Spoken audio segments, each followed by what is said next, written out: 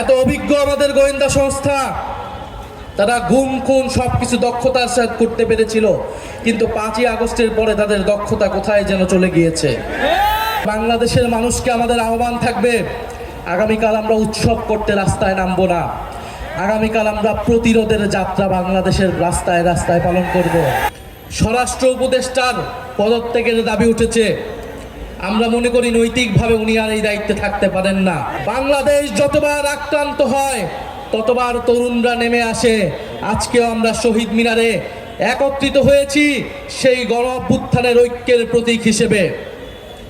সংগ্রামী বন্ধুগণ, স্বরাষ্ট্র উপদেষ্টার পদত্যাগের দাবি উঠেছে। আমরা মনে করি নৈতিকভাবে উনি আর এই দায়িত্বে থাকতে পারেন না। 5ই আগস্টের পরবর্তীতে আমরা দেখেছি বাংলাদেশের আইন শৃঙ্খলা ফেরত আসে নাই।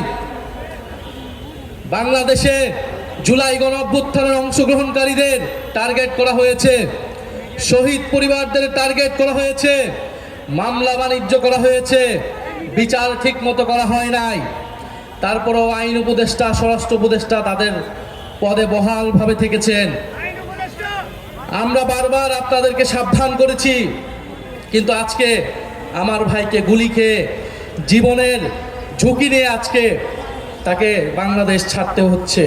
আমরা স্পষ্টভাবে বলতে চাই, বাংলাদেশের আইন শৃঙ্খলা নিরাপত্তার প্রশ্নটা গত 16 বছরে আমরা দেখেছি গোয়েন্দা সংস্থা গত 16 বছরে সকল বিরোধী দল মতকে দমন করতে ব্যবহার করা হয়েছিল। এত অভিজ্ঞ আমাদের গোয়েন্দা সংস্থা, তারা গুম খুন সবকিছু দক্ষতার সাথে করতে পেরেছিল, কিন্তু 5ই আগস্টের পরে তাদের দক্ষতা কোথায় যেন চলে গিয়েছে। তারা এখন আর কাউকে গ্রেফতার করতে পারে না। তারা খুনিকে বাংলাদেশের বর্ডার থেকে পার হতে দিতে পারে।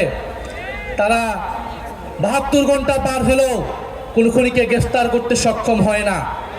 ফলে শুধু স্বরাষ্ট্র উপদেষ্টা নয়, কোথা থেকে এই ধরনের খেলা চলছে সেই ডিপ স্টেট নিয়ে আপনাদেরকে কথা বলতে হবে, সেই গোয়েন্দা সংস্থা নিয়ে আপনাদেরকে কথা বলতে হবে।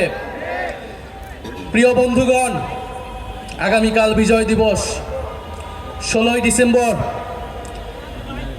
এই বিজয়ের প্রাক্কালে বাংলাদেশের 54 বছরের ইতিহাস আমাদেরকে পর্যালোচনা করতে হয়।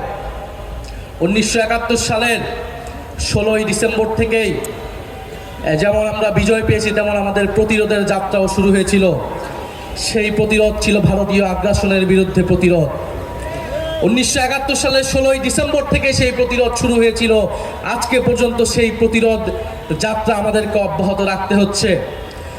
ফলে বাংলাদেশের মানুষকে আমাদের আহ্বান থাকবে, আগামীকাল আমরা উৎসব করতে রাস্তায় নামবো না। আগামীকাল আমরা প্রতিরোধের যাত্রা বাংলাদেশের রাস্তায় রাস্তায় পালন করব। এই ঢাকা শহরে আমরা প্রতিরোধের র্যালি করব। আমরা ভারতীয় আধিপত্যবাদের বিরুদ্ধে, বাংলাদেশ বিরোধী সকল ষড়যন্ত্রের বিরুদ্ধে আগামীকাল বিজয় দিবসে আমরা 16ই ডিসেম্বর ঐক্যবদ্ধ হব।